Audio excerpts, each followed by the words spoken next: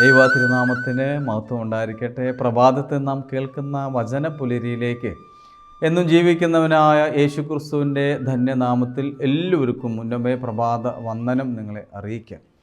പ്രിയമുള്ളവരെ, നമ്മൾ ഓരോ ദിവസവും പ്രഭാതത്തിൽ എഴുന്നേൽക്കുന്നതും നമ്മുടെ ദൈനംദിനമായ കാര്യങ്ങൾ നമ്മൾ ഏർപ്പെടുന്നതും, ജോലിക്ക് പോകുന്നതായിക്കോട്ടെ അല്ലെങ്കിൽ മറ്റ് ശുശ്രൂഷകൾ ചെയ്യുന്നവരായിക്കോട്ടെ, ഇതിൻ്റെ എല്ലാം ഒരു ലക്ഷ്യം എന്ന് പറയുന്നത് എനിക്ക് ഐശ്വര്യമുണ്ടാകണം, സന്തോഷമുണ്ടാകും, ഒരു ഐശ്വര്യപൂർണമായ ജീവിതം ആഗ്രഹിച്ചാണ് ഞാനും നിങ്ങൾ ഈ ഭൂമിയിൽ ഓരോ പ്രഭാതവും പ്രതീക്ഷിച്ച് നമ്മൾ എഴുന്നേൽക്കുന്നതും ശുശ്രൂഷകൾ ചെയ്യുന്നതും എല്ലാം.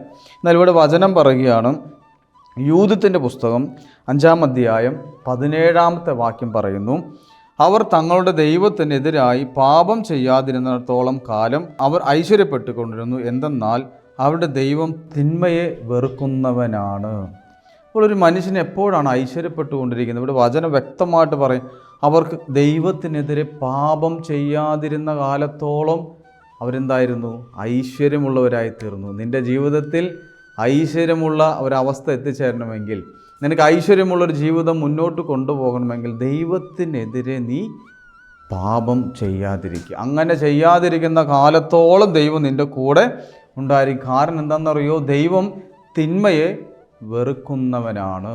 അതുകൊണ്ട് നീ തിന്മയ്ക്ക് അടിമപ്പെട്ടു പോകാതിരിക്കാൻ, പാപം ചെയ്യുന്നതിൽ നിന്ന് മാറി നിൽക്കാൻ സാധിച്ചാൽ നിൻ്റെ എല്ലാ ഐശ്വര്യവും ദൈവം തിരിച്ചു കൊണ്ടുവരും. അതിന് ഈ പ്രഭാതത്തിൽ നീ ഒന്ന് ഒരുങ്ങുക. നിന്നെ വേട്ടയാടുന്ന തിന്മകളോ പാപങ്ങളോ ഉണ്ടെങ്കിൽ അതൊന്നും വ്യതിചലിച്ച് ഐശ്വര്യപൂർണമായ ഒരു ജീവിതം നിനക്ക് വേണ്ടി ദൈവം മാറ്റിവെച്ചിട്ടുണ്ട്.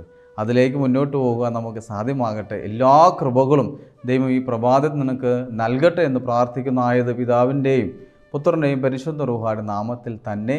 ആമീൻ.